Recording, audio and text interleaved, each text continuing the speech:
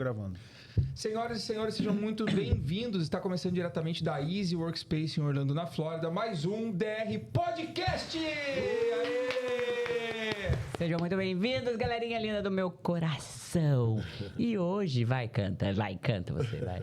Eu vivi, proveito a fidelidade. Tá louco, eu não vou cantar porque eu tenho DH, daqui a pouco eu esqueço. Vou começar a chorar aqui já. Matheus Emanuel, cara. Obrigado pelo convite. É uma honra estar aqui com vocês. Que isso, caraca, cara, com a gente. Que é demais. A gente já é muito fã de você. Obrigado. Glória a Deus. Da sua música e... Fez muito sentido pra gente, né? No momento que a gente tá vivendo agora, né? Sim. Faz mais sentido quando a gente ouve com mais tempo ainda, né? Vai passando o tempo, a gente vai vendo o que Deus tá fazendo na nossa vida, a gente vai se conectando com novos testemunhos e tudo. E aí a sua música vai fazendo mais sentido ainda, cara. Uau. Mas antes da gente começar a rasgação de seda aqui pro Matheus, eu tô meio tiete hoje, né? Deixa eu anunciar aqui nossos patrocinadores. Afinal de contas, você sabe que esse programa voltou, cara, porque você que tá aí tem dado uma força enorme pra nós, mas principalmente porque essas empresas confiaram na gente. Tá? A primeira empresa é a Fênix. Volta. A primeira empresa é a Fênix, é uma empresa de deep cleaning, tá bom? Uma empresa que vai até a sua casa, até o seu business e vai transformar o seu estofado, o seu tapete, o seu carpete em novo. Você acha que ele estava condenado para você dar um fim nele? A Fênix vai resgatar a vida do seu estofado de uma vez por todas, tá bom? Tem ainda o Wellington. O Wellington Pessoa é um construtor aqui com mais de 20 anos de experiência na Flórida, tá bom? É um cara que entende muito de condomínios de alto padrão. Você quer dolarizar o seu investimento, Quer por investir, exemplo, fala com ele. Quer investir, fala com ele. Então, ele está abrindo, inclusive, uma mentoria para te ensinar mais sobre o mercado imobiliário aqui nos Estados Unidos.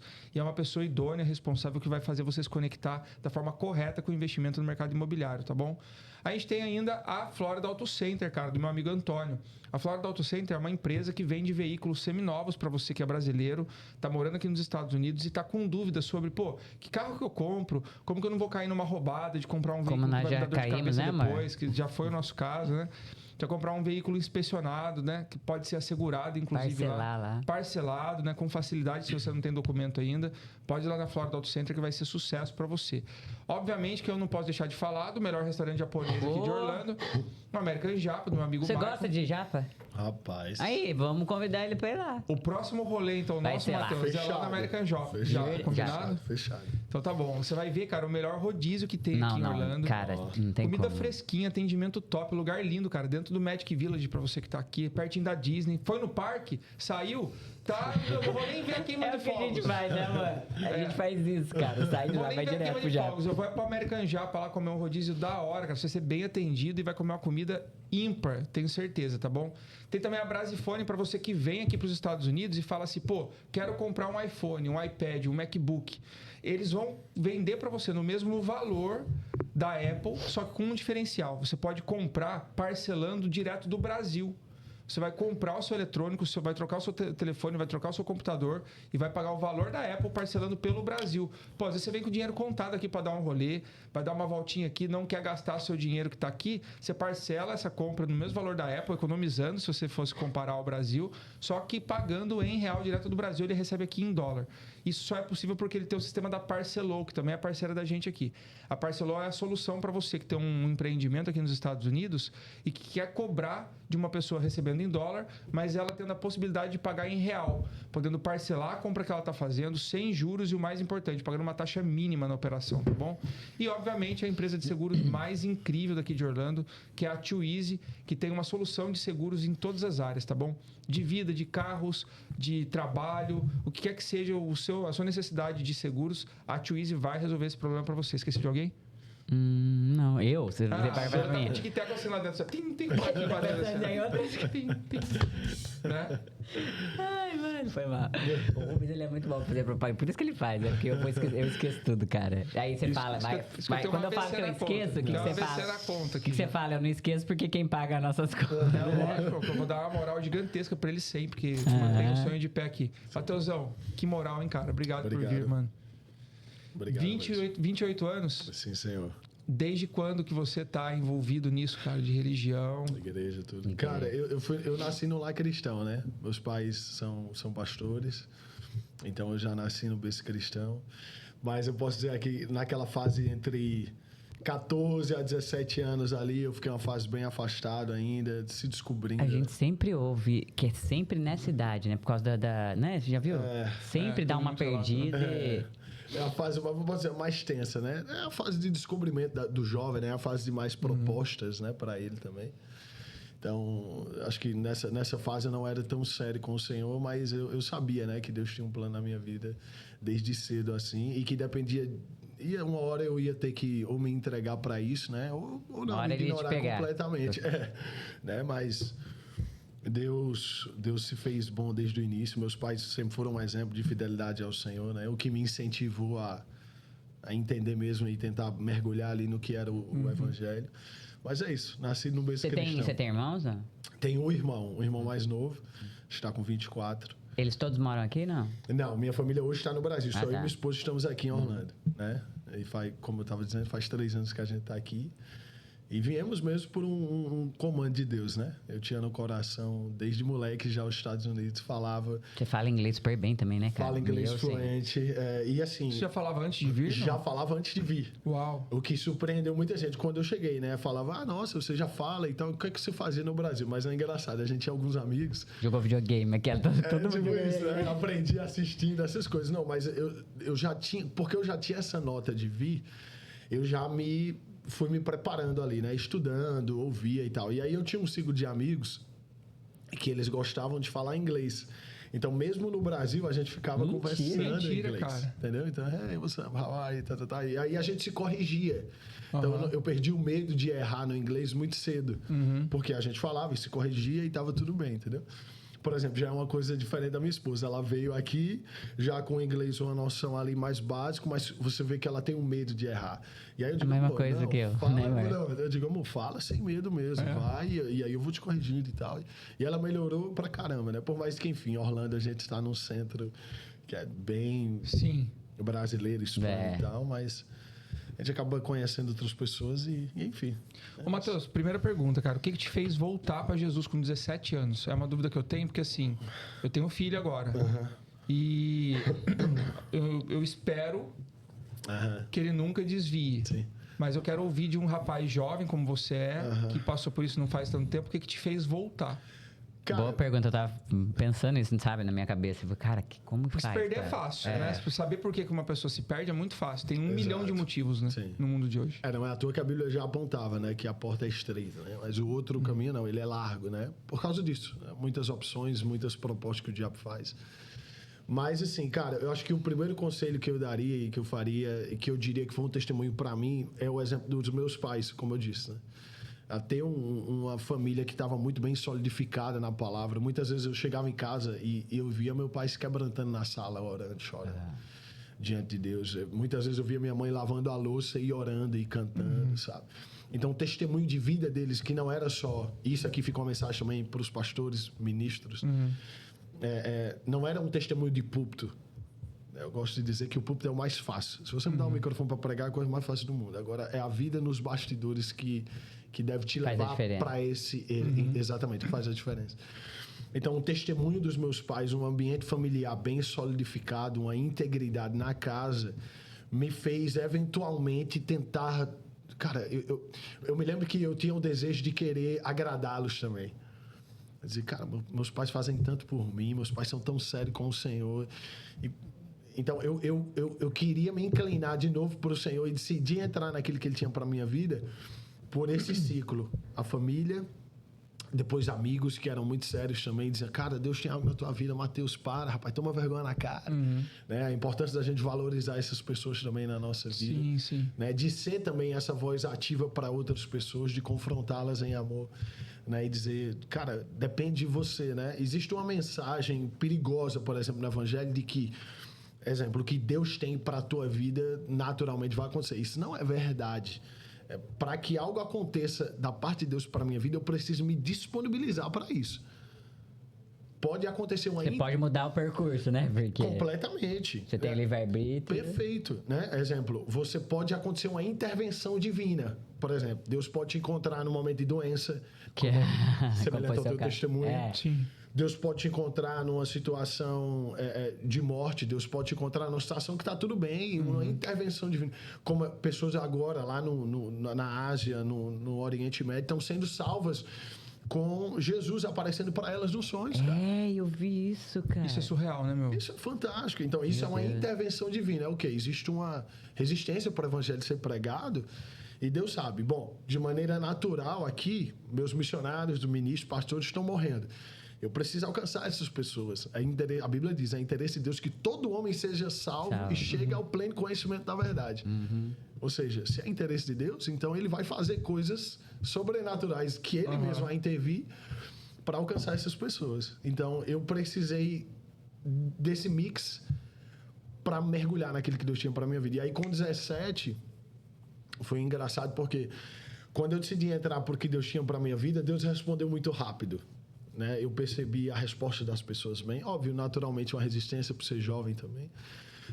Mas eu percebi as pessoas, cara, vai, né? E aí algumas portas começaram a se abrir, alguns convites foram chegando e tal. Mas o que você fazia? Você, tipo, simplesmente não ia à igreja e... Não, eu sempre fui... Ou você chegou a usar droga, alguma coisa assim? Não. Pronto, não. Cheguei a beber, cheguei a experimentar bebidas alcoólicas, uma vez cheguei a ficar bêbado e tal, mas foi uma coisa, tipo assim, de uma noite só. Que nem ele aqui, né? Tipo, uma vez só, né? Cheguei a experimentar cigarro, né? Isso é uma coisa que algumas pessoas estão vindo agora pela primeira vez. Né? Cheguei a experimentar cigarro, sim, quando eu era mais novo, então essa fase de loucura.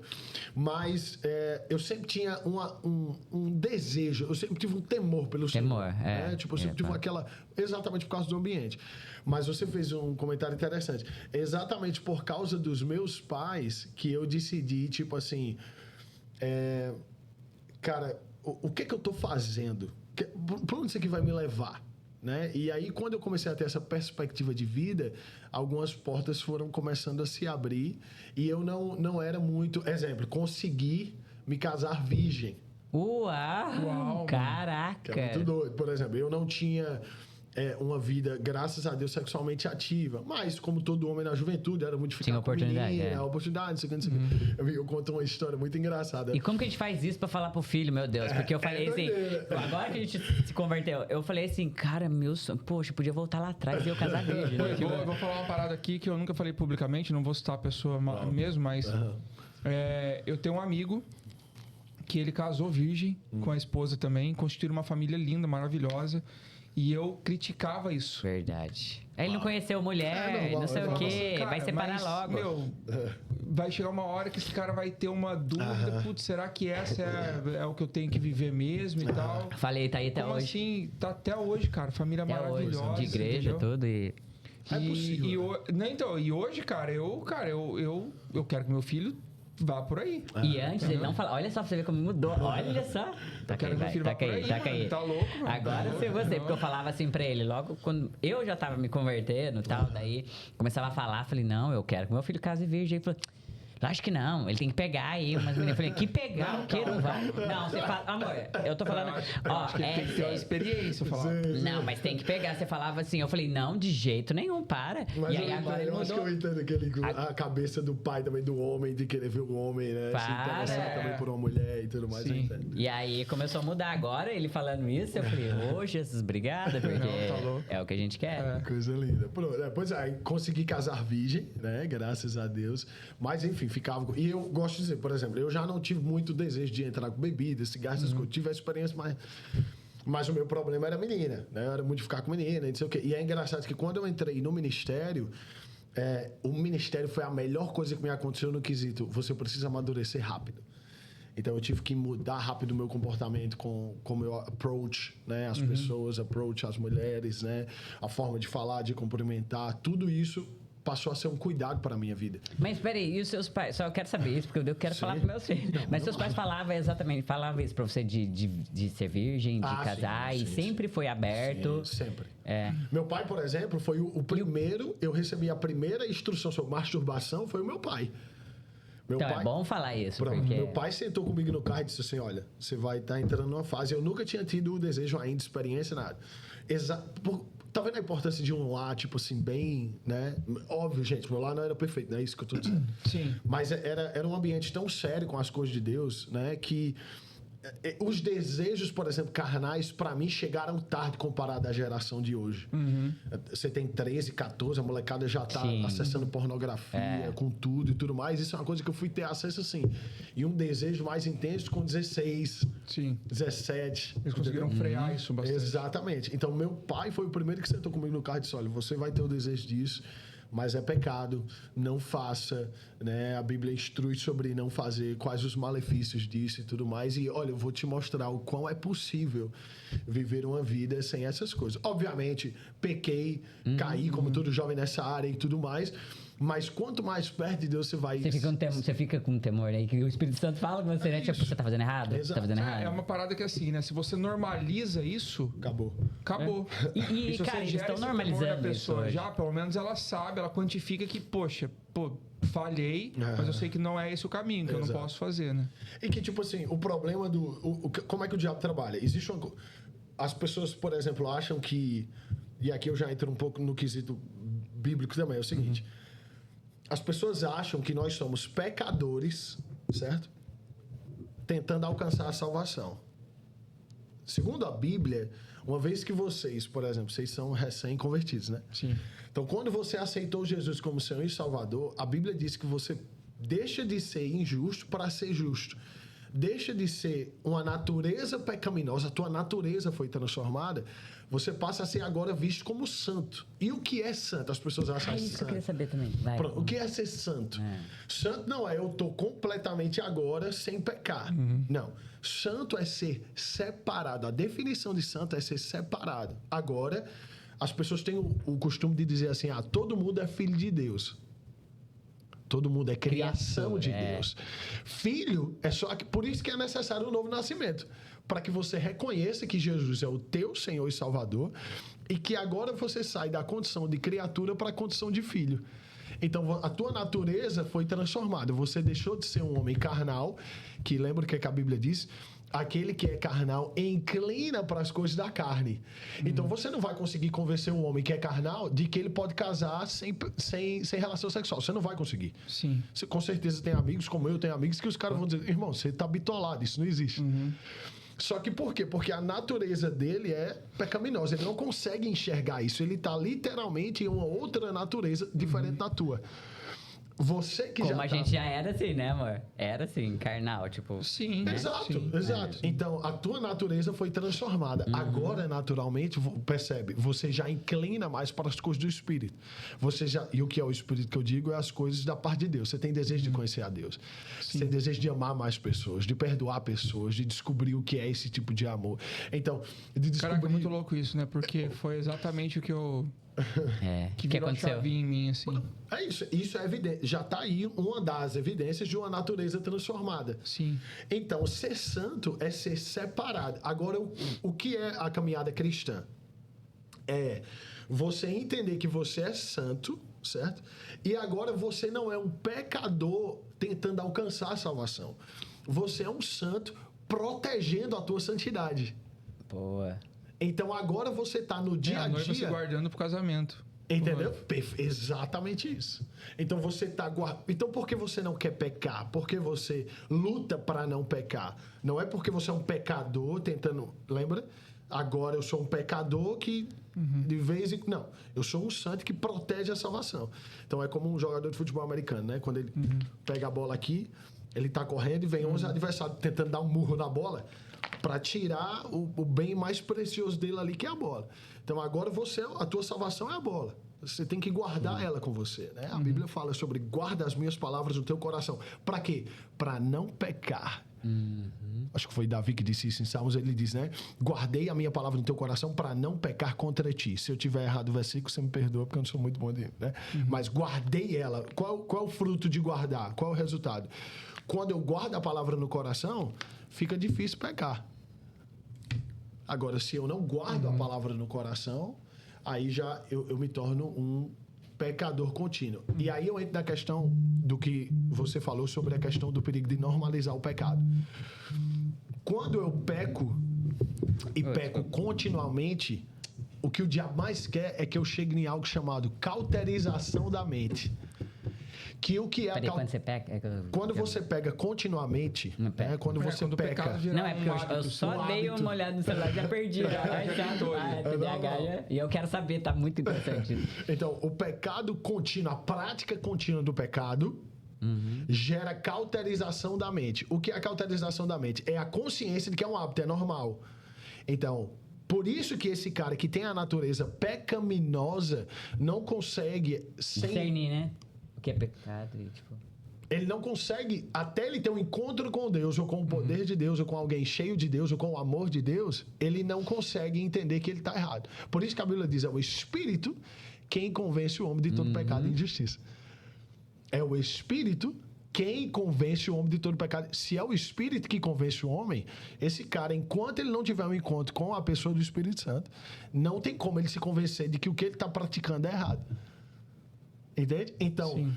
Por que tem que ter um cuidado com essa ideia de que eu sou um pecador? Porque aí você está incentivando as pessoas a inclinar mais para pecar e achar que é normal, do que para incentivar elas a viver uma vida de santidade e, caso você erre, se arrependa e não cometa mais.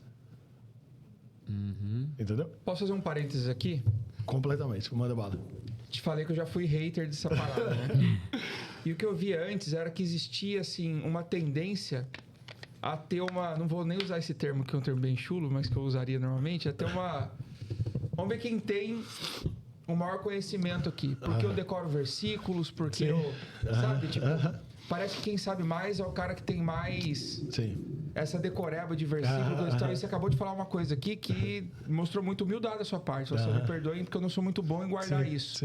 E pra gente, a gente acha que todo crente tem que saber e a gente fica assim, poxa, a gente não é... conciso em tudo que você tá falando e tal. Não é uma tendência de quem está, por exemplo, na posição em que você está, de carregar um ministério, não sei o quê, de ter que usar isso como um outdoor, um estandarte, tipo, olha como eu sei a Bíblia de cabo a rabo, eu sei. Porque só uma coisa, por exemplo, um cara como eu tô com 42, mano. Sim. Cheguei no rolê agora. Tô fascinado por isso. Uau. Eu entendo o que está sendo falado ali na Bíblia, mas normalmente eu não me recordo de onde estava e tal. Mas isso é tempo pra você, viu? Porque ele é muito bom pra guardar. Sim. Muito bom, meu Deus. Antes do AVC eu era, né? Não. Você continua sendo. Pode parar de falar assim, senão... Mas como que você, cara, lida com isso? Porque eu achei bem legal a sua postura nesse momento, pra falar a verdade. Obrigado. Tudo nasce de um princípio de humildade. Muitas vezes as pessoas querem ter essa decoreba, essa mente preparada, né? Às vezes só para dizer isso, só para dizer, não, eu conheço a Bíblia de cabo a rabo. Tem alguns versículos que eu vou saber, por exemplo, Isaías 1,19, né? Se quiseres me ouvir, comereis o melhor dessa terra. Só alguns versículos, Josué 1,8, né? Não tem. Aí ele começa a falar, ele fala a Bíblia inteira. Eu falo, meu Deus, é muito humilde, né? Não, mas tipo assim, porque são versículos que marcaram a minha vida de alguma forma, ou que eu precisei exercer eles na minha vida de maneira mais intensa. Mas como ministro do Evangelho, cabe a mim estudar a palavra. A Bíblia nunca disse que eu precisava decorar, gente. Aí é onde eu entro. Isso é um tipo de comportamento que a quem sabe, por exemplo, eu admiro quem sabe. Admiro. Porque isso é um dos dons de ministério, né? O dom de mestre normalmente é o cara que ele tem essa capacidade, né? Muito bom. Aí você entrou, por exemplo, eu e minha esposa. Né? Vocês são o quê? Eu opero mais no profético. Por exemplo, eu sou um cara mais do inspiracional.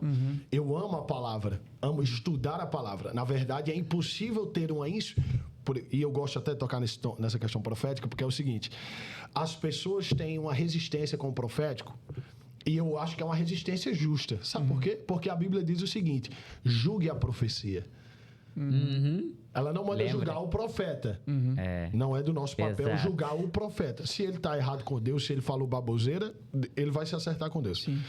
Mas é justo julgar a profecia. Eu preciso julgar aquilo que ouviu, porque a Bíblia diz que a profecia vem com algumas finalidades: para exortar, para confirmar, para dar direcionamento, para consolar.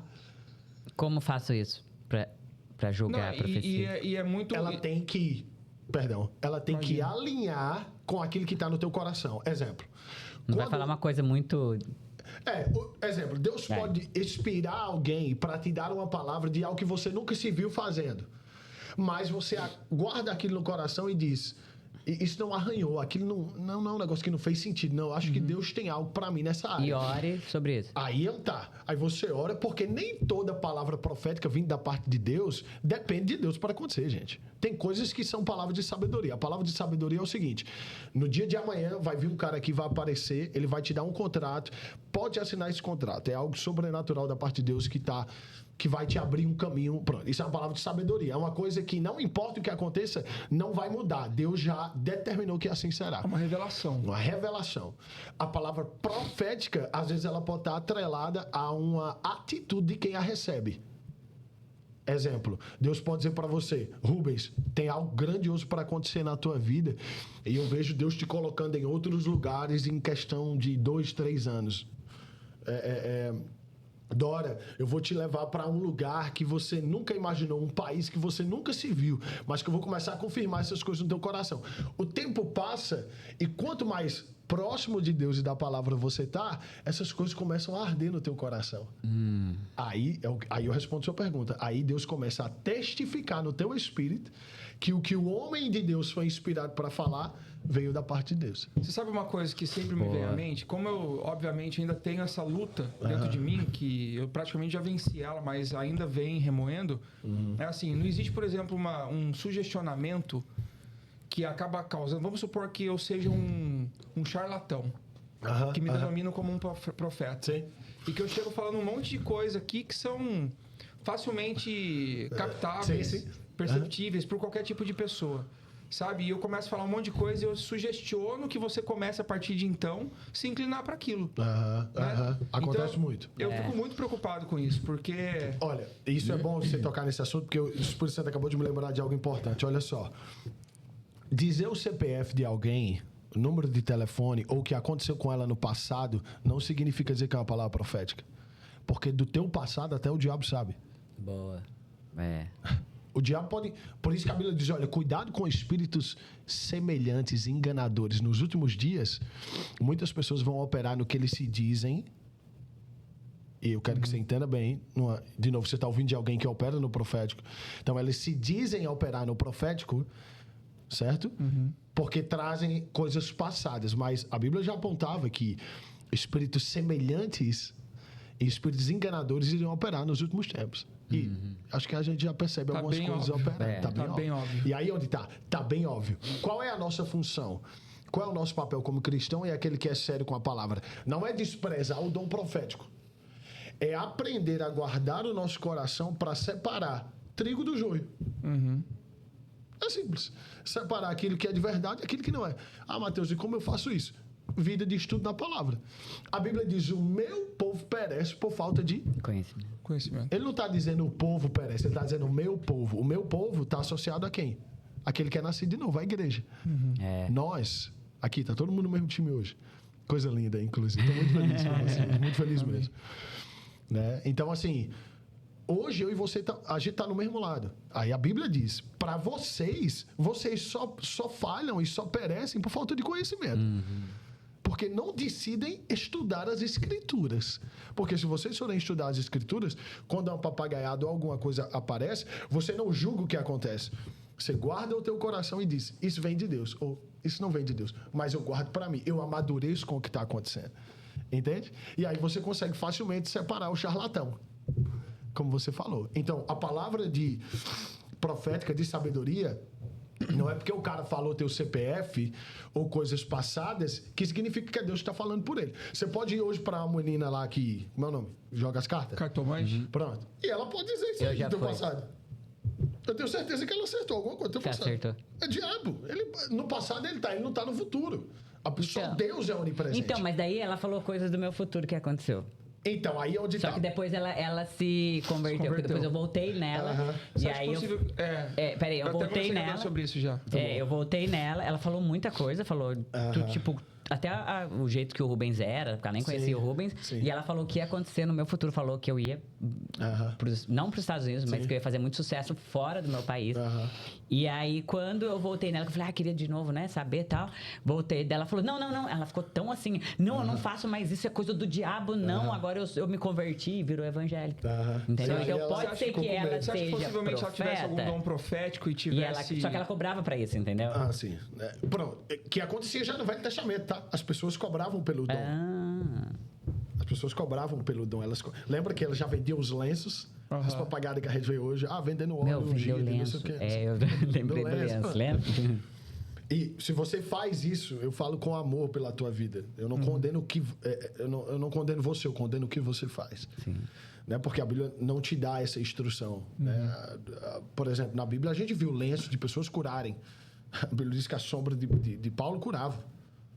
A sombra de Paulo curava? A sombra. Uau. A sombra. Paulo Pedro. A sombra dele curava. Então o cara está passando e a pessoa sendo curada com a sombra dele. Isso é fantástico.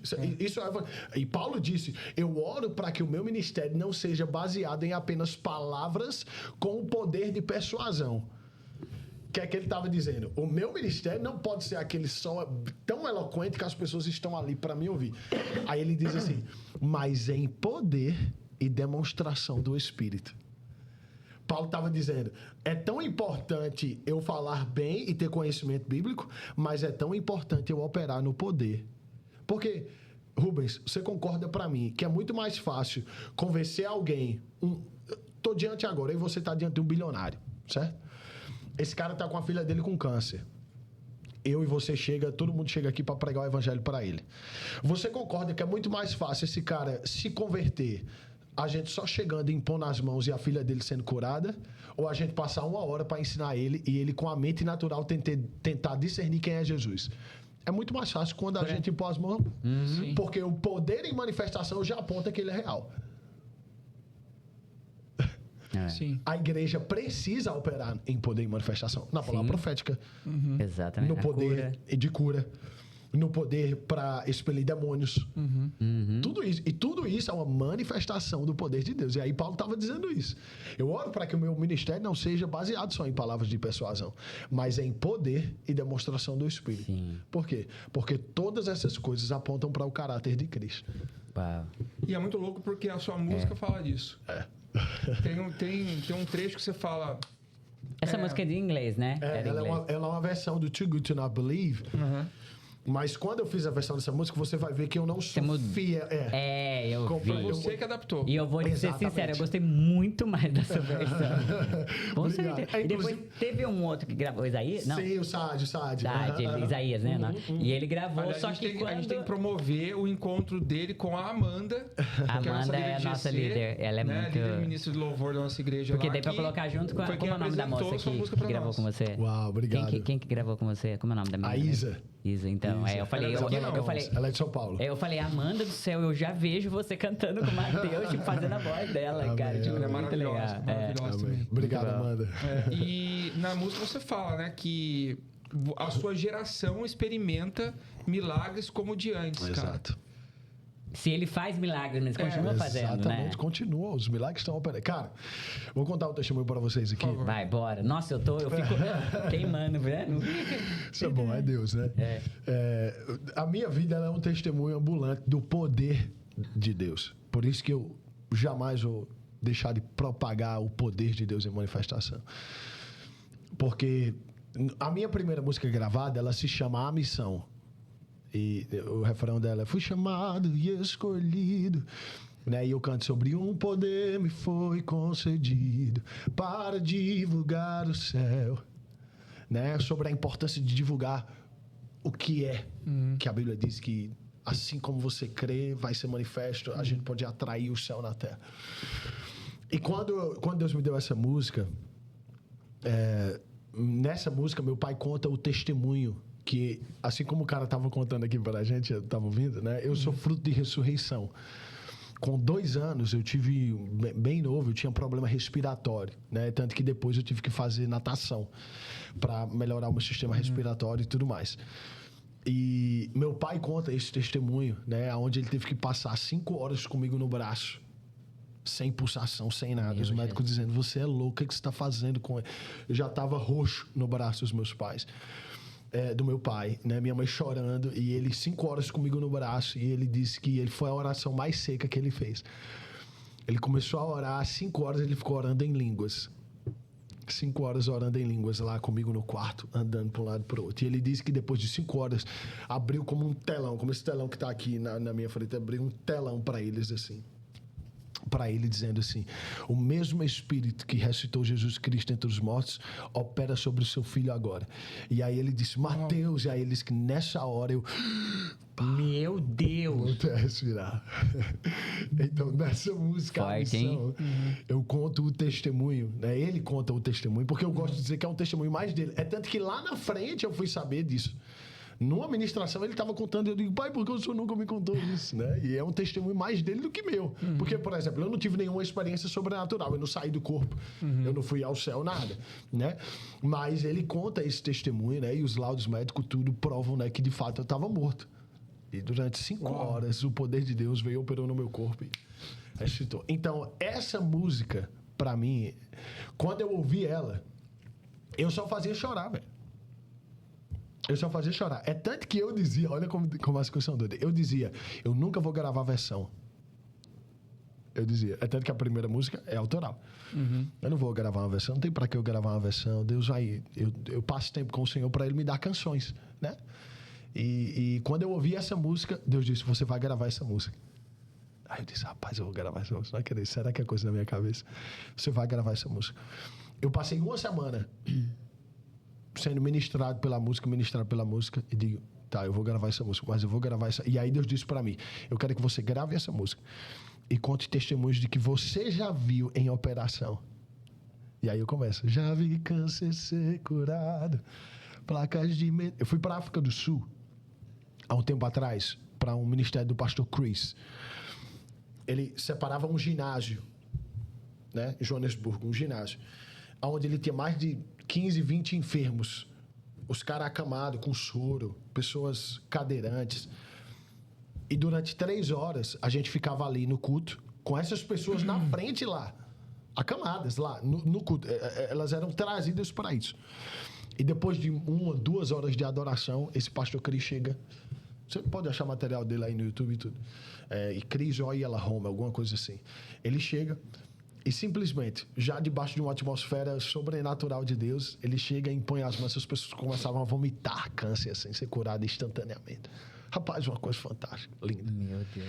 E aí, quando eu comecei a fazer a versão dessa música, essas coisas pareciam que estavam assim, claras na minha mente. Então, o meu maior desejo quando eu gravei a música, é tanto que eu não tenho gravadora, eu não tenho produtora, tudo foi... Deus levantou alguns patrocinadores, algumas pessoas da igreja que dizem: eu vou investir nesse projeto. Quero até honrá-los aqui, o Cristino, acho que o Fernando estava envolvido nesse projeto também.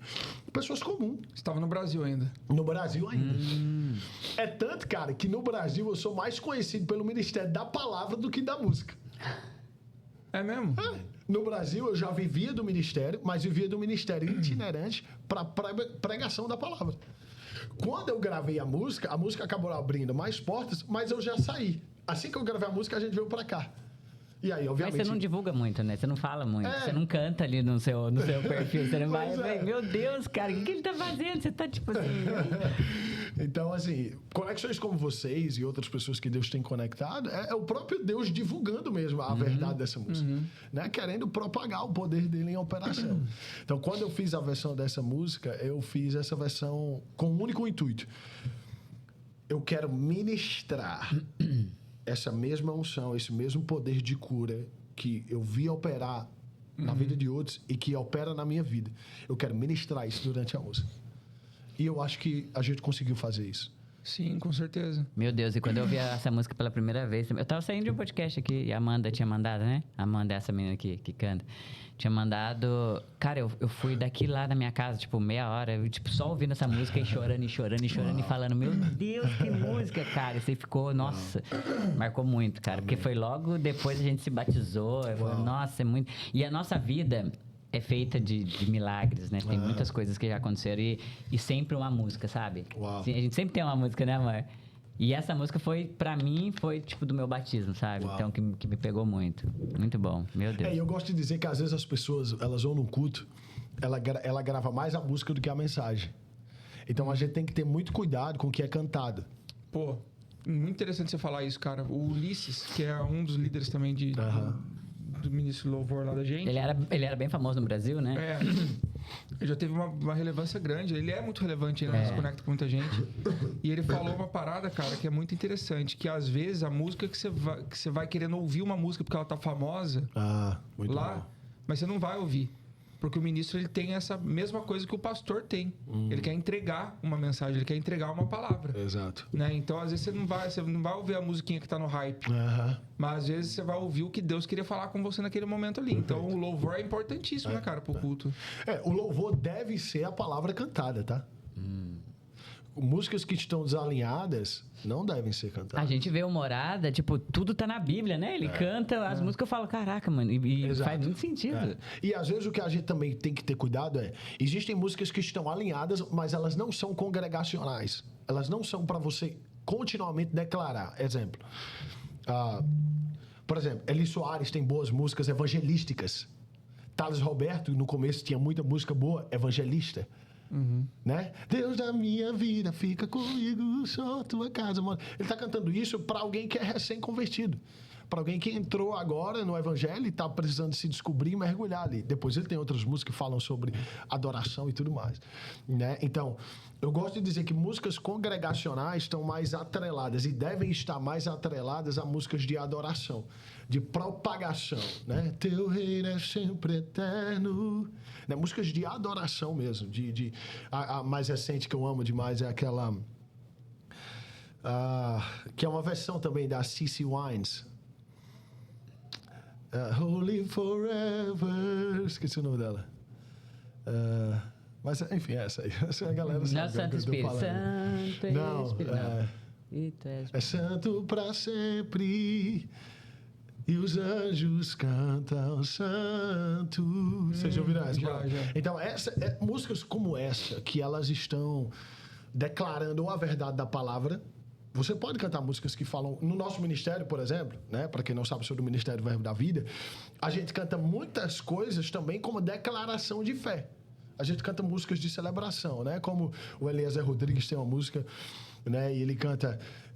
de fé em fé eu vou, de glória em glória eu vou avançando e prosperando. E eu tô meio zoado, estou me perdoando. De fé em fé. Então, o que é que você está cantando? Você está cantando a palavra, fazendo uma declaração de fé. E depois você entra na pegada de adoração, música, entende? Hoje, até um conselho que eu daria para as igrejas é: a gente precisa cantar mais músicas de celebração, de alegria. Meu pai às vezes nem sempre quando tá na modinha, né? Exato. E meu pai usava um exemplo muito bom entre a importância da diferença da celebração e para a adoração. Celebração é quando você recebe alguém na tua casa. Você não recebe alguém na tua casa pela primeira vez e leva ela direto pro quarto. Por quê? Quarto é lugar de intimidade. A adoração é um lugar de intimidade.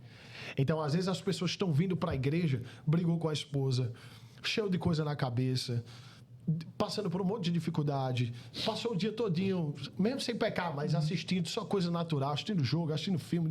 O cara ele não tá com a cabeça preparada para aquele ambiente, e aí, de repente, você pega aquele cara cruzão e joga ele dentro do quarto para ele tirar a roupa, vamos dizer assim, e se preparar para um ambiente de intimidade.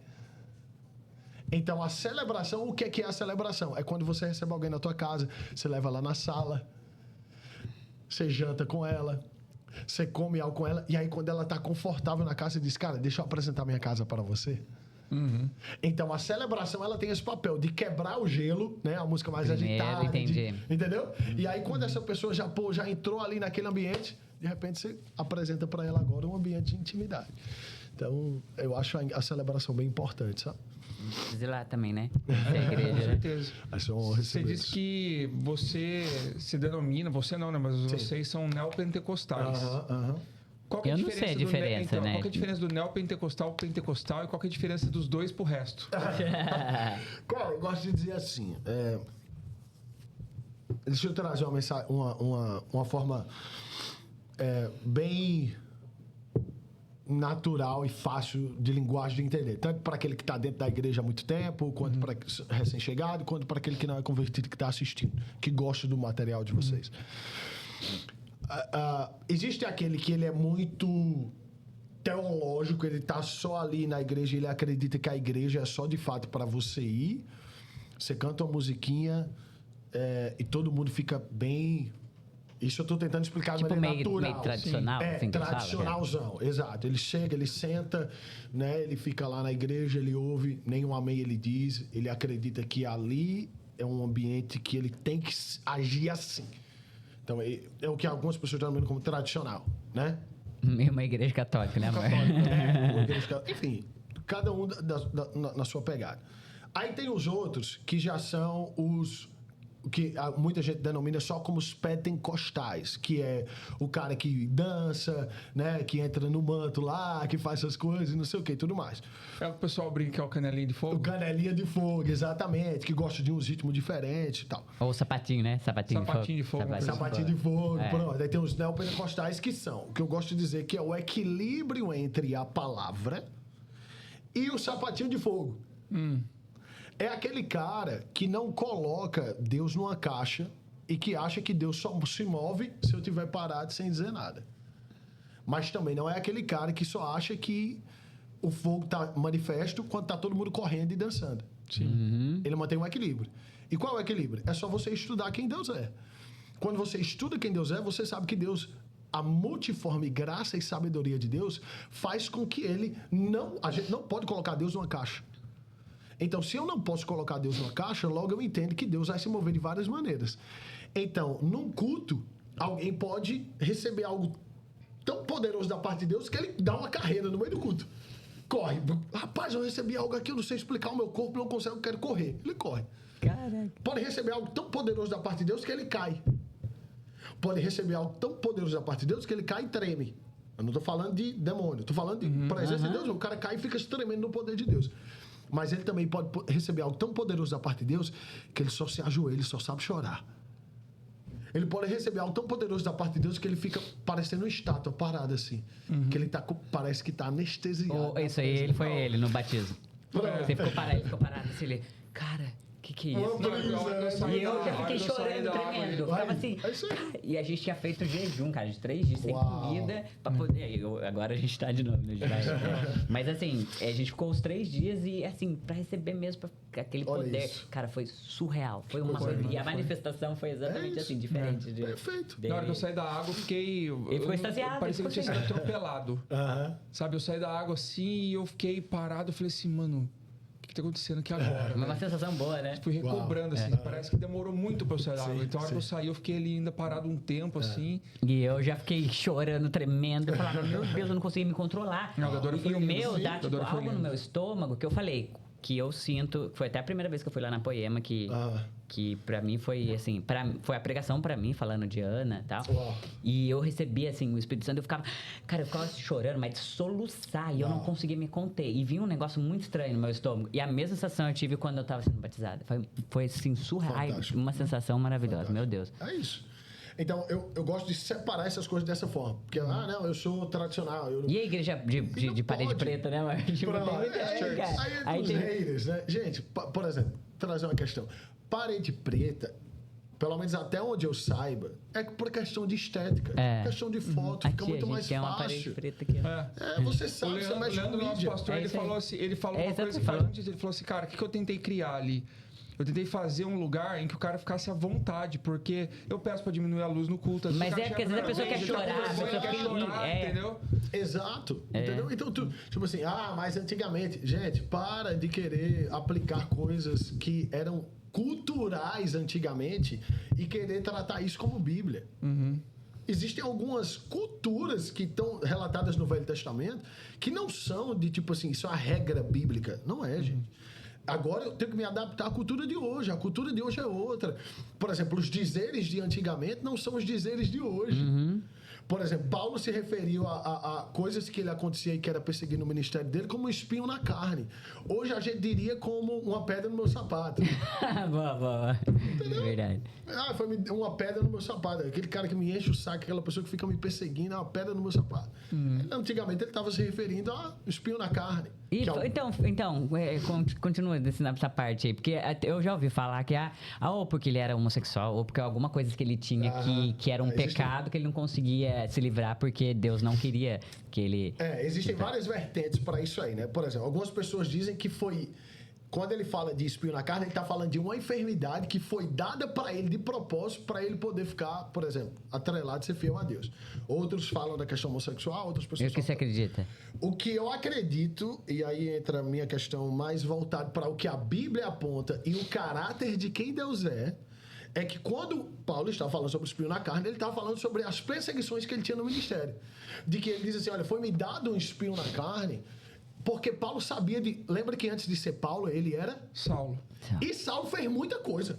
Saulo, ele decapitou Cristo, ele matou, ele fez um monte de coisa com Cristo. Então ele estava dizendo assim, eu sei que não é porque agora eu vim para essa nova natureza que essas pessoas não vão... Imagina os familiares das pessoas que morreram, que, por exemplo, não era cristão de Saulo. As pessoas iam atrás dele. Imagina quantas pessoas na época de Paulo, por exemplo, tiveram o comportamento antes de você ser um rei do evangelho e dizer, isso é um cara de pau. O cara matou todo mundo, agora quer pagar de santo? Imagina aí, quantas... Paulo, né? Imagina quantas pessoas disseram isso pra ele, velho. É verdade. E tá certo. E ele sabia disso. Ele sabia. Tem outras, por exemplo, outras passagens bíblicas que podem... formatar isso aqui de melhor maneira, que é, por exemplo, Números 33, 55. Mas, se não expulsar diante de vós os habitantes dessa terra, ou seja, está falando de gente aqui, ó. Ele não está falando de enfermidade, não está falando de homossexual, está falando de gente. Então, os que deixardes ficar serão como espinhos nos vossos olhos e como agulhões nas vossas ilhargas, e vos afligirão na terra em que habitardes. Ele está dizendo, olha, vai ficar uma galera aí que se você não expulsar, esses caras vão ser como uma pedra no teu sapato. Eles vão tentar te matar, eles vão te perseguir a tal ponto. Então, eu gosto de dizer que a melhor forma de analisar contextos, vamos dizer assim, polêmicos bíblicos, é descobrir o caráter de quem nós estamos falando. Exemplo. Eu não quero me estender muito. Vou dar um exemplo para você aqui. A gente se conheceu agora. A gente tem uma conexão divina. Deus promoveu esse encontro. Isso é claro, é perceptível. Mas a gente não tem intimidade suficiente para, se minha esposa te ligar agora e dizer assim, Mateus está te chamando a 4 metros de distância. Você consegue ouvir e discernir a voz dele?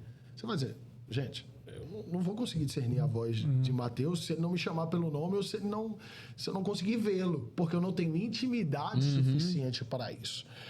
Logo, se eu tenho intimidade com você suficiente, eu aprendi a discernir a sua voz, se alguém chegar para mim e dizer assim, Mateus, Rubens foi visto ali roubando alguém.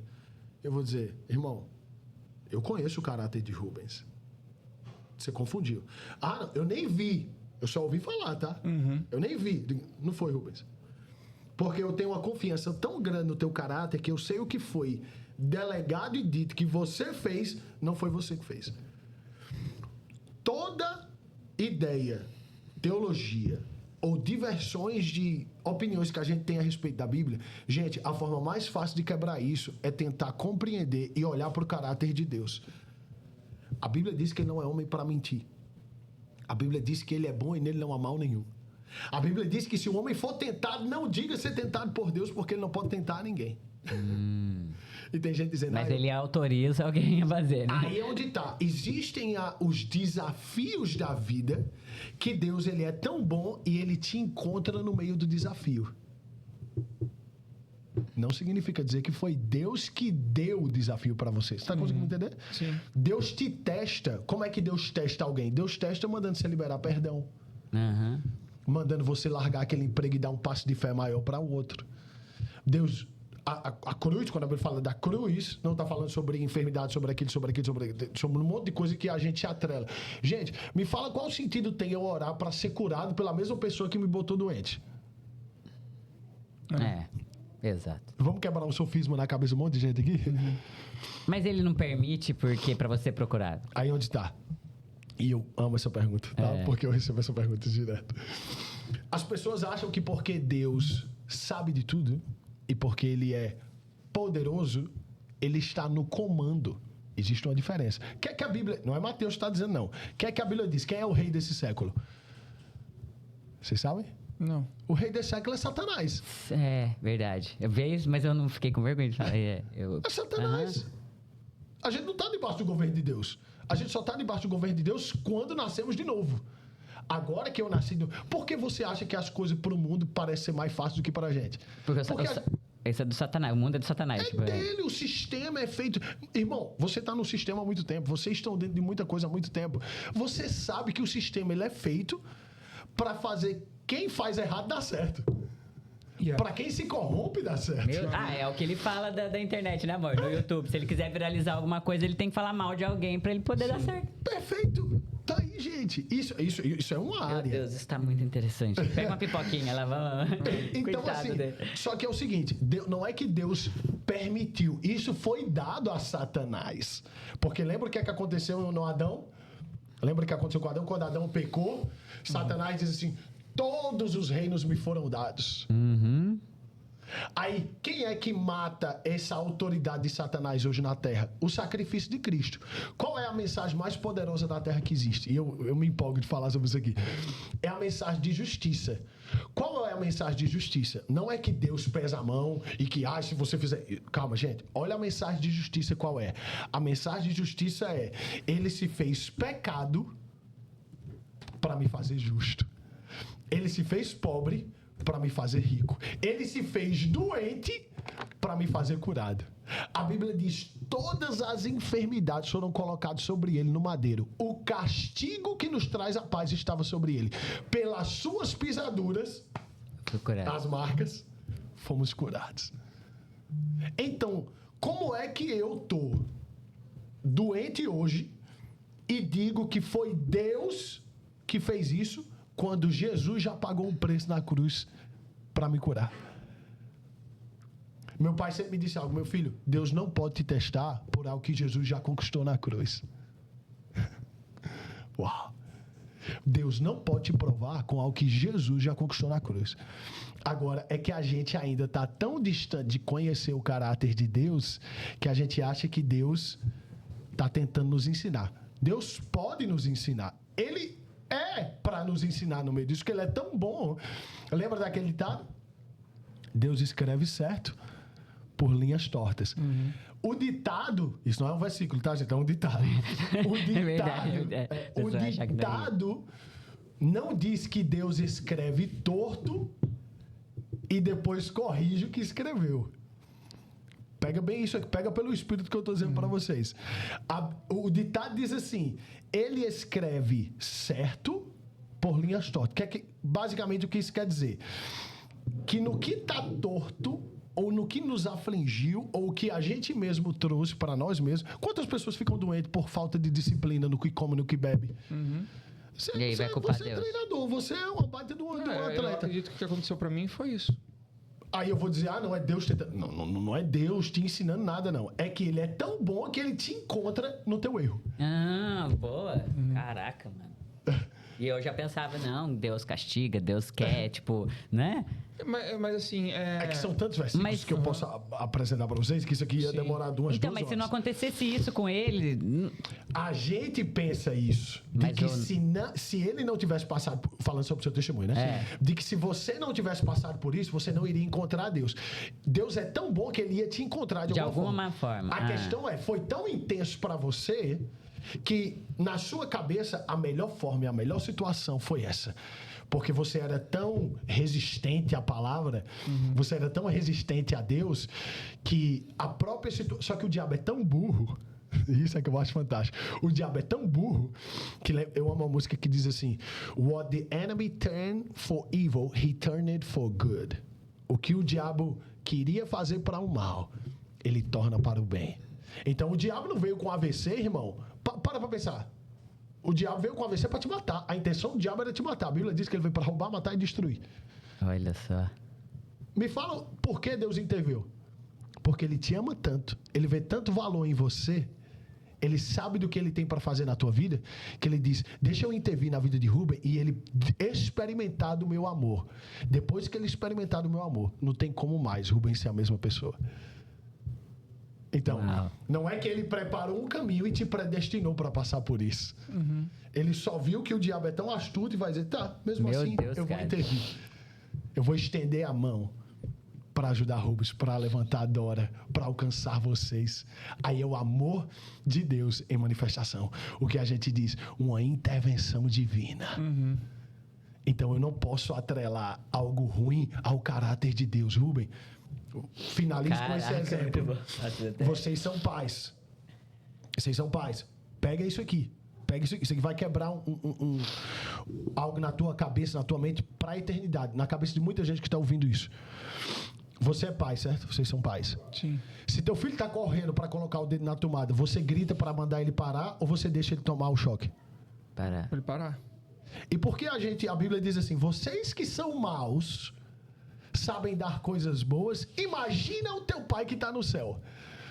Porque a gente que luta contra a natureza mal, porque agora nascemos de novo, lembra do que eu falei no início? E não podemos mais ser mal. Porque a gente sabe dar coisas boas e você não deixaria teu filho colocar o dedo na tomada para dizer aprende, você ia impedir com que ele caísse naquele buraco, porque a gente acha que Deus ensina dessa forma. É porque fica mais fácil para a nossa mente natural aceitar. É só por isso. É. Nossa, agora veio até Meu Deus, o meu melhor amigo aqui, ele é agnóstico. Né? E é um dos caras que a gente mais ora para que ele tenha um encontro com Jesus, não igual o meu. Sim, exato. E ele tem um ponto, cara, que é um questionamento muito, muito sério, que eu sei que muitos ateus, inclusive, se apegam nisso. Ele já foi para 2 guerras. Uau. Em missão aqui. E ele é um homem íntegro, ilibado, inteligente, tudo, mas teve seus sabores e tal, então não acredita. E ele vê o sofrimento de muitas crianças, por exemplo, lá por onde ele passou, e ele já me questionou disso. Por que esse Deus é tão bom? Porque ele permite isso. Tem a resposta. Porque crianças são abusadas.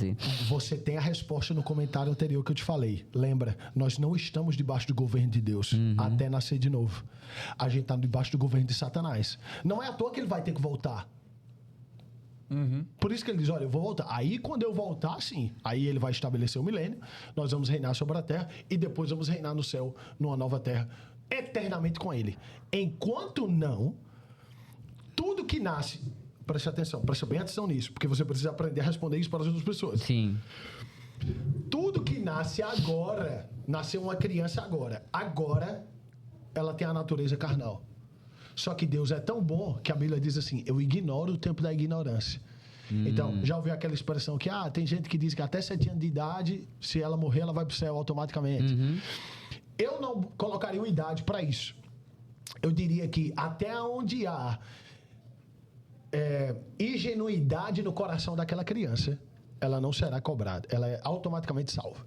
Porque Deus, de novo, onde há uma ignorância, Deus não pode te cobrar de algo que você nunca recebeu conhecimento sobre. Certo? Deus seria isso injusto. Já tem até uma outra pergunta. Deus seria injusto se fizesse isso. Então, se o cara decide dizer, se Deus é tão bom, por que isso está acontecendo? Aí você vai dizer para ele, cara, você sabia que Deus não está no governo das coisas? Deus pode estar no governo da tua vida se você permitir. O que está acontecendo de ruindade no mundo é porque o mundo jaz do maligno. Isso aí é o diabo. Ele quer te encontrar, ele te ama tanto que ele quer te salvar. É só por isso que a gente precisa aceitar Jesus. Uma coisa bem interessante esses dias que é assim, Deus tem um plano para você. O problema é que o diabo também tem. Aí! Caraca! Perfeito! O diabo também tem. Não, só que o plano dele tá na cara. De novo, a Bíblia diz, ele veio para matar, roubar e destruir. Vamos lá. De novo, pro caráter.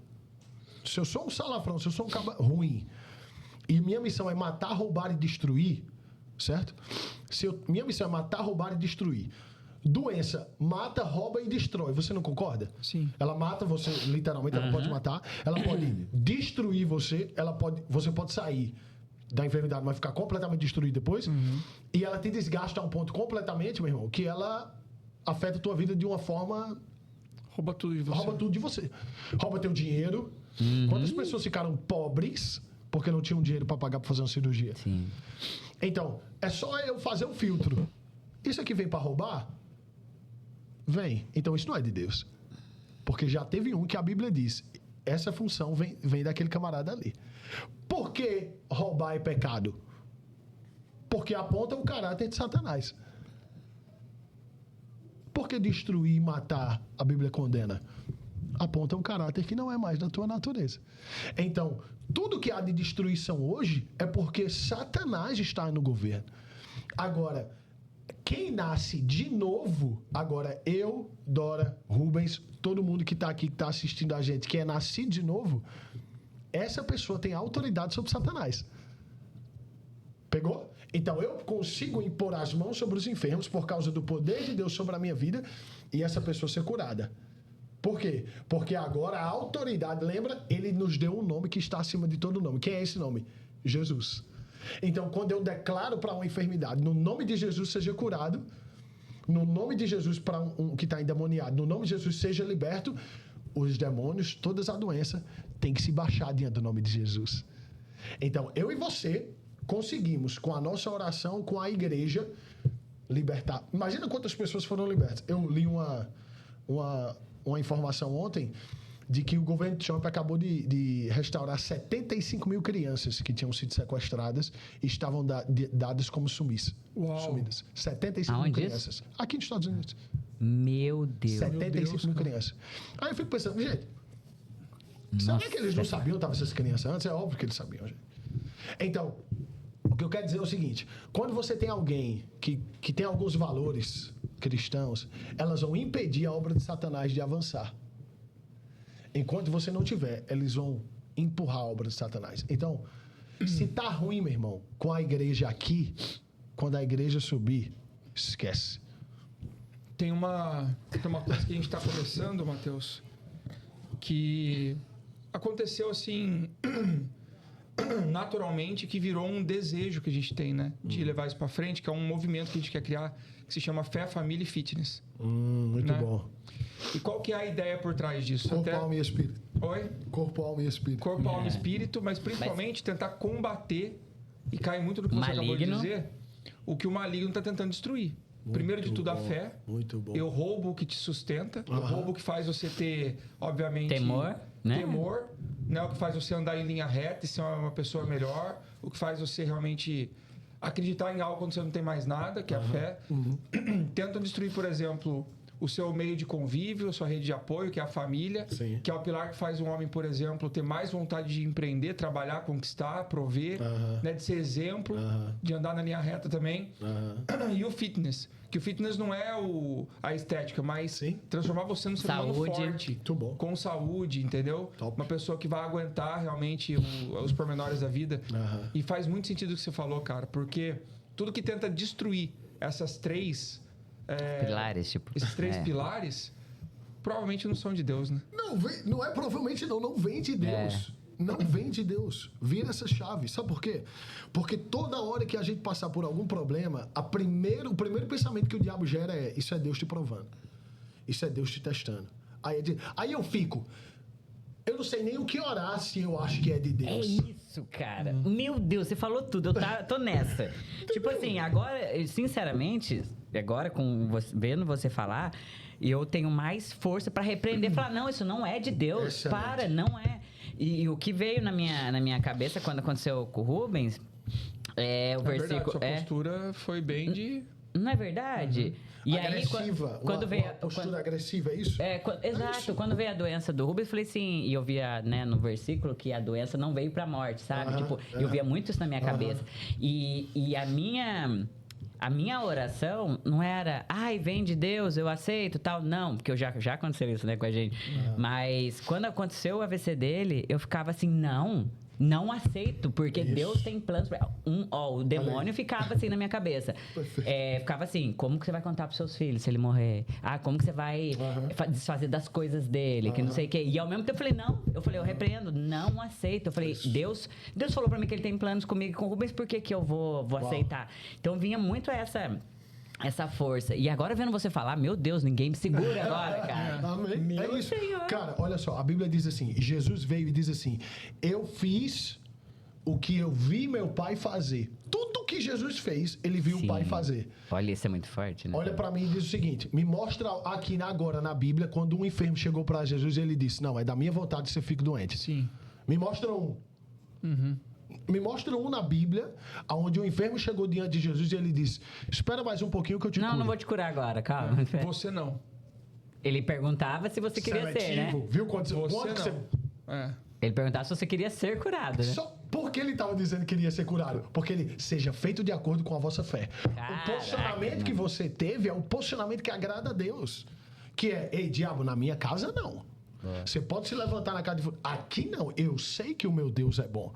Eu sei que ele cura. Não me diga, ele não pode. Eu sei que ele opera milagres. Eu sei que ele opera maravilhas. Você não vai reinar na minha casa enquanto eu estiver aqui. Aqui não. Aí você se posiciona espiritualmente. E entra o que a Bíblia diz. A fé agrada a Deus. Nessa hora, Rubens, o céu está se alegrando com o teu posicionamento. Meu Deus, cara. A gente tá cheio do espírito aqui, né, amor? Tem uma ideia. As pessoas acham que é o choro que move Deus. Tem gente que acha que é o choro que move Deus. É a fé que move Deus. Se o teu choro for cheio de fé, se for um choro de raiva, um posicionamento de raiva pelo que o diabo está tentando fazer na tua vida, destruir. Se for aquele choro de Satanás, eu não aceito isso que você está fazendo na minha vida. Eu declaro cura, eu declaro o amor de Deus entrando. Cara, aí sim Deus entra em ação. Porque não é um choro de lamentação, não é um choro de desespero. Deus, ele é tão bom, ele é tão sério, que se eu sou pai e eu vejo meu filho chorando, pedindo comida, a comida na mesa, eu olho para ele e digo, toma vergonha na cara e vai pegar, tá aí, tá na mesa, é teu. É o mesmo posicionamento que Deus tem, sabia? Deus ele é tão sério que ele olha quando ele vê um filho enfermo e ele diz assim, ei, acorda, não é da minha vontade não, se posiciona. Ora, repreende. Aí eu entro num equilíbrio aqui. Ah, Mateus, mas eu orei por fulano. Isso aqui eu sei que vai responder muita gente que está online aqui agora e até talvez alguns de vocês. Ah, mas eu orei e eu exerci tanta fé e fulano não foi curado. Aí a gente tem a tendência a dizer, é porque não era para ser. Gente, aí é onde eu digo para você com toda certeza, se essa pessoa não foi curada, o problema não estava com Deus. Deus pode permitir. Aí eu entro. Deus pode permitir com que a morte seja julgada no corpo de alguém para salvar essa pessoa. Olha o que eu quero te dizer com isso. Como assim? Eu não entendi. Olha só. Um fulano. Exemplo, eu sou o ministro da palavra. Certo? O que é exigido de mim hoje não é exigido de vocês ainda. Por quê? A Bíblia diz, a quem muito é dado, muito é cobrado. Existem coisas que se eu pecar, a linha é fina para mim. Não é porque eu estou no nível acima de ninguém. Não, é porque hoje... Conhecimento, né? Você tem o conhecimento. Exemplo. Deus pondera um cara que acabei de se converter e peca. E, sei lá, tinha problema de trair a mulher e ainda está no processo, está sendo liberto. Para mim, Deus diz, meu irmão, tu tem conhecimento demais. Você não é para fazer... Toma vergonha na cara. Sim, é maturidade, né? Maturidade. O que é que acontece? Isso eu falo com até homens de Deus que morreram antes do tempo, tá? Não cumpriram a missão deles aqui na Terra como Deus queria cumprir. E tem gente que acha, Deus levou. Calma. Olha só o que acontece. A gente não sabe, eu não estou dizendo que era, eu estou dando um exemplo. Possa ser que esse cara estava pecando nas malhadas e Deus, cara, se arrepende. Para de fazer isso. Não faz isso. Aí ele peca, vai pregar, o fogo de Deus desce, ele acha que está tudo bem. Mas às vezes Deus se move, não é pelo cara, é pelo povo. Sim. Às vezes Deus pode usar um pecador para curar alguém. Porque, lembra? Seja feito de acordo com a sua fé. Então o cara está lá em pecado e pregando e o povo recebendo dele e nem sabe que ele está em pecado. Mas esse cara vai ser julgado de acordo com as suas obras. Então Deus está lá, cara, se arrepende, para de fazer isso, para de fazer isso. O que é que Deus pode permitir a morte? Aí entra o que eu falei. O diabo, uma hora, vai chegar diante de Deus e vai cobrar e vai dizer, meu irmão, esse camaradinho aqui está mais do meu lado do que do teu. Aí é o que a Bíblia diz. O pecado, qual é o salário do pecado? A morte. Qual é a primeira morte? De interesse do diabo? A morte espiritual. E o que é a morte espiritual? Lembra? Separação. A primeira morte espiritual é separação. Está separado de Deus. Depois, a morte física. O primeiro foco do diabo é te deixar separado de Deus. O diabo chega... Um exemplo. Uma conversa entre o diabo e Deus. Chegou diante de Deus e disse assim, meu irmão, esse camarada aqui, o salário dele precisa chegar. Olha aqui a conta dele. Eu gosto de dizer que o pecado é que nem um cartão de crédito. Vai passando, uma hora vai ter que pagar, nego. Uma hora vai ter que cobrar. Ou você se arrepende, e aí Cristo paga a dívida. Uau. Entendeu? Ou se você não se arrepender, o pecado precisa ser julgado no corpo. Então Deus pode te amar tanto, e Deus te ama tanto, que Ele pode permitir com que o pecado seja julgado no corpo para salvar o teu espírito. Meu Deus. Aí Ele diz, então vá lá, Satanás, cumpre aí o que tem que fazer. Aí Satanás mata o cara, então o evangelho perde ainda, porque o cara morreu antes do tempo, mas Deus ama tanto o cara que permitiu ele ser julgado no corpo para salvar ele no céu. Então ele perde o chamado ainda, a continuação do chamado, mas não perde a salvação. Então Deus... Por quê? Se ele continua pecando, ele pode cair na prática contínua do pecado, cauterização da mente. Normalizar. A cauterização da mente vai gerar o quê? Apostasia da fé. Aí ele se desviou. Se ele se desviar, se ele morre agora, ele vai para o inferno. Agora, enquanto ele está pecando, é salvo, está pecando, é salvo, Deus está pedindo, aí esse cara pode morrer antes do tempo para que o espírito dele fosse salvo e ele vá para o céu, mas infelizmente ele deixa de cumprir boa parte da missão dele na Terra. Então existem vários layers, existem várias vertentes. E algumas coisas, realmente, a gente só vai saber no céu. Né? Há outras pessoas, a gente acha que exerceu fé, mas fé é firme convicção. Fé não é assentimento mental. Tem muita gente que está operando em assentimento mental. Não, ela vai ser curada. Não, ela vai ser curada. Ela declarou tanto que ela começa a acreditar. Tipo de motivação, coach, né? Perfeito. É o poder de você falar. Mas se você tá falando e não tem isso, né, convicto no coração... Por que é importante falar? Porque o falar gera convicção. Então você tem que falar para gerar convicção. Agora, é possível eu falar e não gerar convicção. Só ficar falando da boca para fora, gerando um assentimento mental. Então, se não foi curado, fica tranquilo. O problema não está com Deus. Ele continua curando. Ele continua... O nosso ministério prega muito isso. E recentemente a gente perdeu um baita de uma mulher de Deus para câncer, para doença. A gente não deixou de pregar que Deus cura. A gente não deixou de pregar que Deus é bom. A gente nunca chegou no microfone e disse, foi da vontade de Deus que ela morresse. Gente, de novo, aponta para o caráter. Olha os 3 pilares. O diabo vem para roubar, matar e destruir. Se ele se roubou, matou e destruiu, não vem da parte de Deus. Aí, a gente guarda o nosso coração para quê? Para não pecar, para não dizer algo que Deus não é. Você guarda o coração, você até se questiona e diz, meu Deus, por que isso aconteceu? E Jó? Aí, pronto. Jó é um... Já é outra... Jó é um dos temas mais discutidos da Bíblia. Acho que a gente vai ter que chamar ele mais vezes. E eu amo. Tipo assim, é o que eu falo, é um assunto bem grande. Mas Jó diz assim, qual é a frase que a gente mais ama de Jó? Antes eu te conhecia só de... Ouvir falar. Então, tudo que Jó viveu, que foi ruim, ele atrelou a Deus. Porque, de novo, antes ele conhecia só de...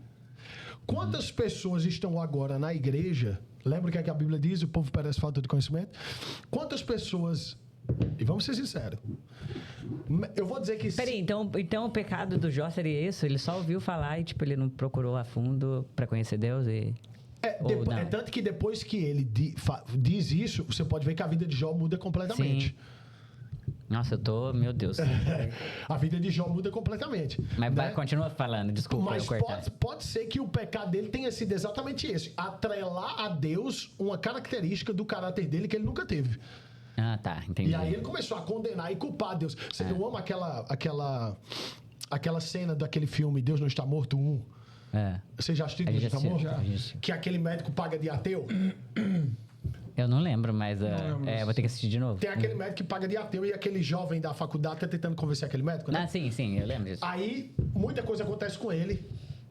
E aí, esse professor bate pesado nele. Isso aí fica até pro teu amigo. Que é a mesma coisa com ele. Esse cara tá lá brigando, não sei o que, discutindo com Deus e não sei o que. Deus não é real, eu não acredito que Deus é real.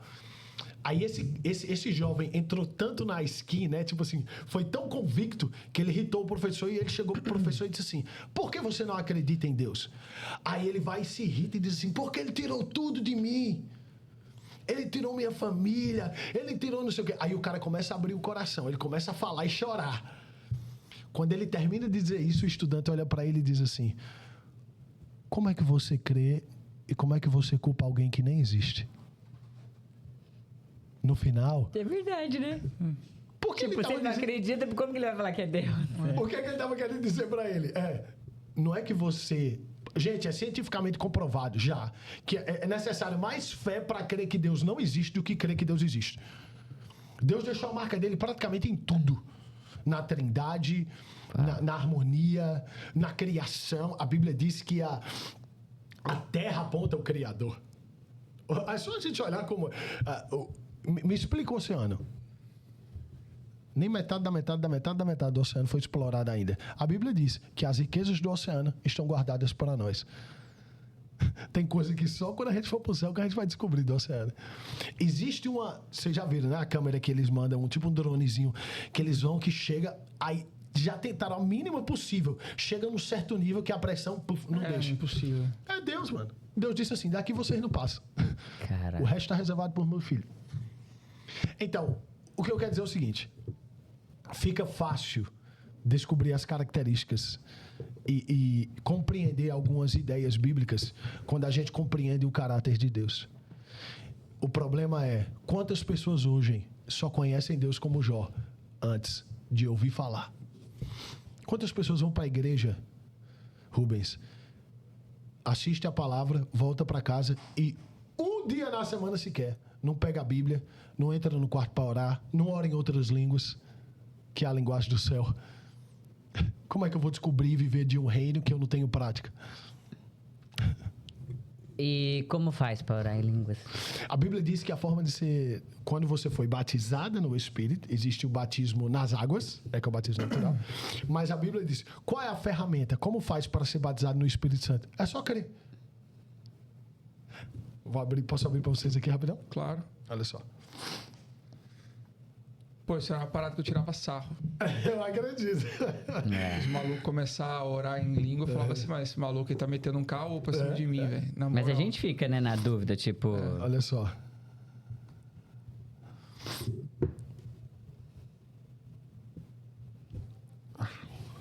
Meu Deus, cara, é muita pergunta, muita coisa. Muita coisa, né, que faz um assim na cabeça da gente. É uma loucura, cara. Você tá eu gosto dessa passagem de 1 Coríntios 14, que diz assim: porque se eu orar em língua desconhecida, orar em outras línguas estranhas, o meu espírito ora bem. Lembra? Nós somos primeiro espírito, alma e corpo, certo? Então, se o meu espírito ora bem, é mais interessante para mim orar em línguas, porque o meu espírito sabe como orar. Mas o meu entendimento fica sem fruto. Então, eu posso orar em línguas e tá pensando na conta que eu tenho para pagar. Ah, é? É. Sim, você não fica anestesiado, né? Agora, você pode estar tão intenso na oração que a oração de línguas te leva para um lugar de entrega total. E nesse momento de entrega total, você começa a se desbruçar diante de Deus e aí chorar e a cantar. O que a Bíblia diz também sobre a oração em línguas? Cantando com salmos, hínicos e cânticos espirituais. Então, existe uma canção espiritual dentro de você. Eu posso cantar, o Senhor é bom, seu amor dura para sempre. Eu posso cantar isso. Posso declarar a vontade de Deus. Só que você concorda que quando você está num ambiente de adoração, num ambiente de rendição, o português é limitado para quem Deus é? Ah, sim. Tem uma hora que você não tem mais adjetivos para falar sobre quem Ele é. E aí é onde entra o cântico espiritual.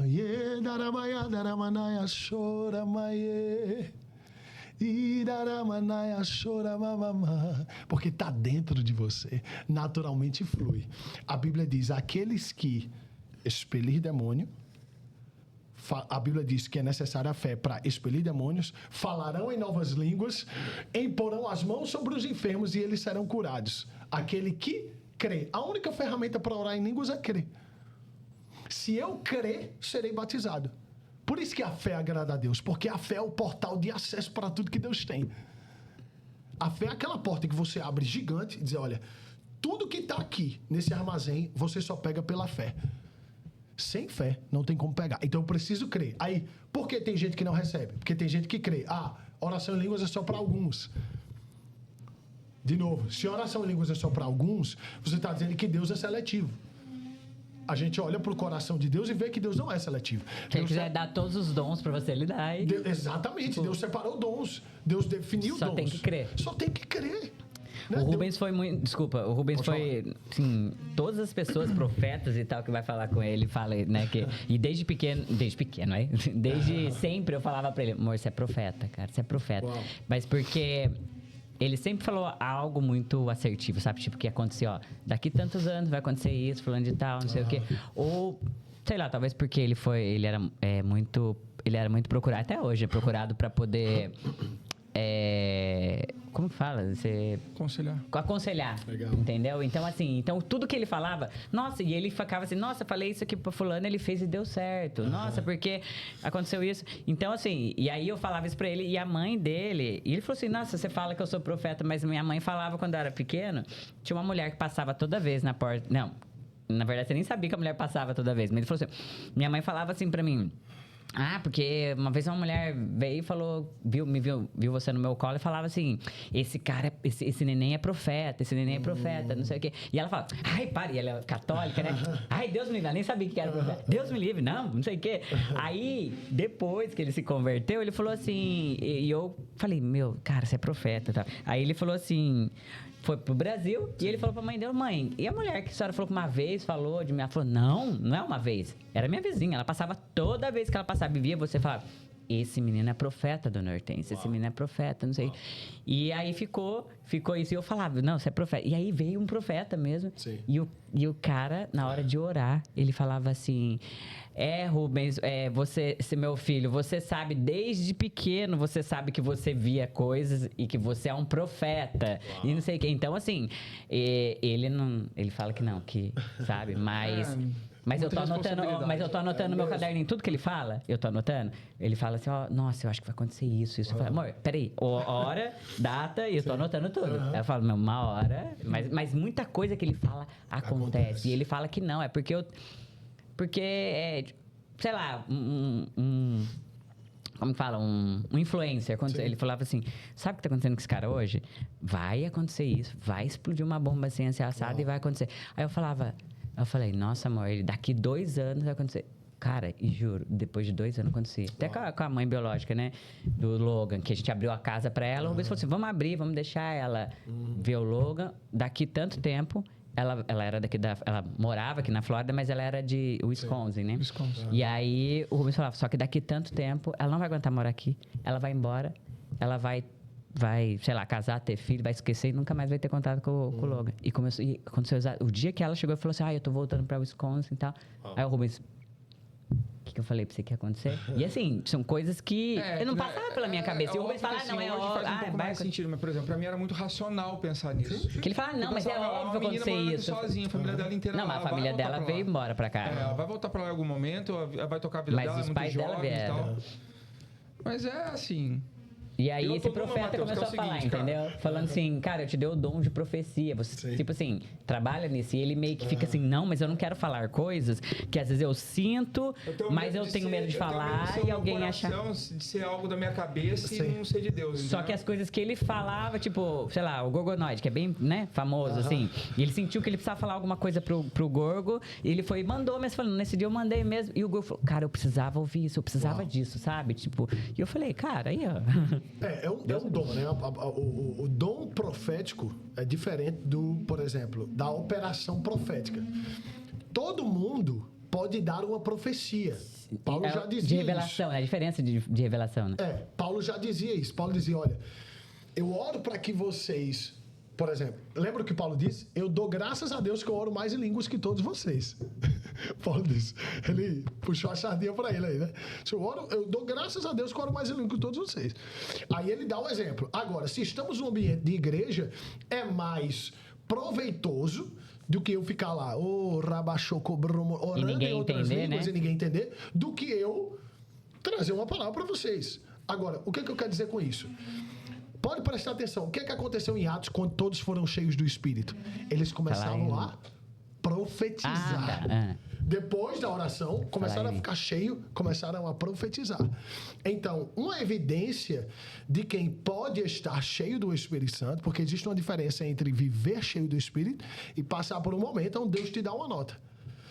Ela vai profetizar e trazer uma palavra para alguém. E essa palavra pode estar no restaurante, no Instagram, no trabalho, na igreja. Sim. Ele não está limitado só ao ambiente de igreja. Agora, o dom profético geralmente opera com discernimento de espírito. Você sente aquele arranhão, você nem conhece a pessoa, diz, rapaz, será que sou eu que estou querendo julgar essa pessoa?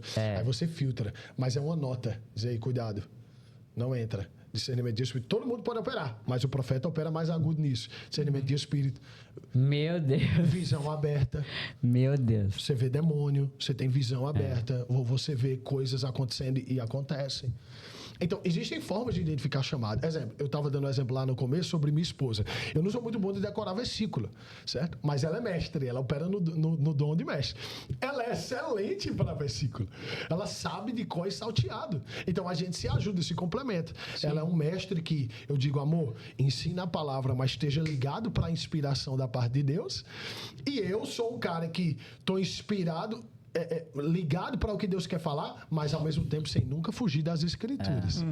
Tá ligado com o que Deus quer, né? Então, assim, tá aí algumas formas de você discernir, né, o dom, né? E assim, cara, não tem medo de falar. Quando é Deus, eu gosto de dizer assim, de novo, a gente não pode botar Deus numa caixa, mas geralmente quando é Deus falando, isso vai ficar queimando dentro de você, irmão, até você soltar.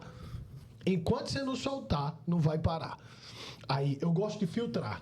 Deus vai dar uma palavra para aquela pessoa. Às vezes, eu já tenho uma palavra antes de chegar. Às vezes, não. Às vezes, Deus só diz, vá.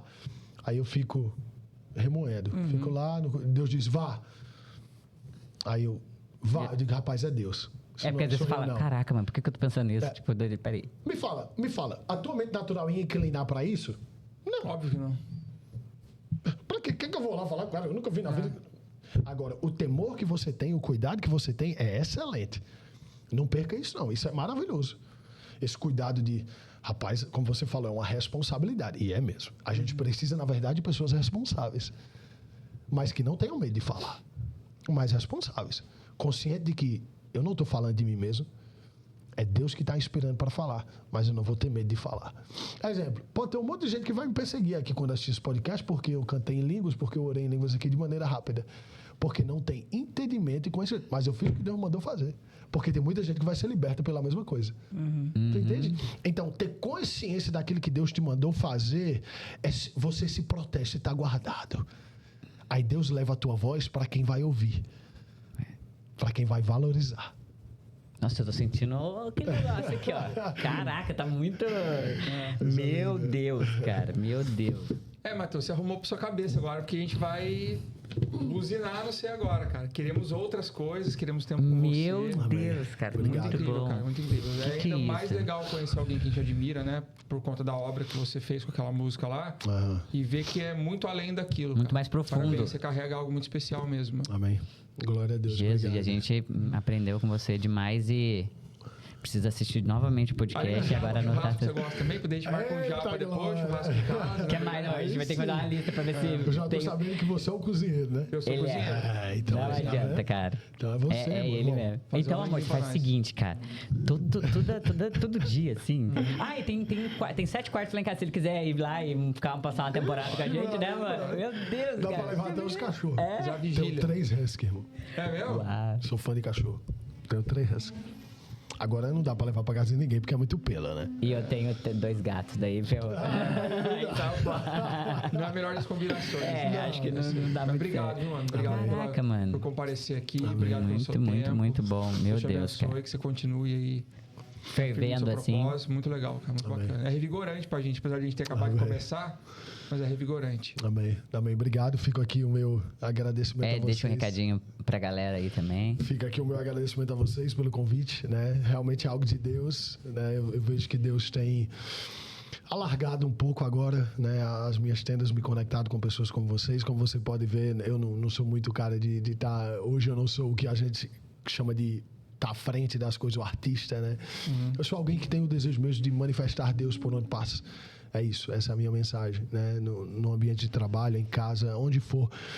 eu quero carregar a essência de quem Deus é. E Deus habita dentro de nós, né? Então, sim, aonde nós estivermos, a gente pode manifestar o caráter de Deus, o amor de Deus, o milagre de Deus, o testemunho de Deus, né? E antes de encerrar e agradecer para quem está assistindo online, eu quero dizer algo para vocês, que vocês são muito especiais, né? Que o que Deus tem para fazer na vida de... Isso não é uma palavra profética, não. Eu estou dizendo que o que Deus tem para fazer na vida de vocês realmente já começou, é algo mágico, né? Eu percebo de fato uma pureza no coração de vocês, um cuidado, um amor pelo Senhor, e a gente precisa disso, né? Não percam, não tenham medo mesmo de se posicionar, chama a bandeira mesmo do Evangelho, chama a bandeira aí, eu sou crente mesmo, irmão, não tenho medo, e essa convicção vai dar acesso a vocês em lugares que vocês nunca imaginaram, né? Essa certeza, porque eu não recuei, porque eu não tive medo de falar sobre quem Deus é. Talvez fechou algumas portas, mas abriu outras maiores. Com certeza. Né? Então, obrigado pelo convite, é uma honra estar aqui com vocês. Muito bom. Recebi demais, não só falei, mas como recebi da humildade do coração de vocês, das dúvidas de vocês, a gente aprende, né? Então, obrigado. Haja dúvida, né, mano? Vamos ter que acabar esse podcast. Mas a nossa intenção é essa, e até o Fé Família Fitness a gente quer...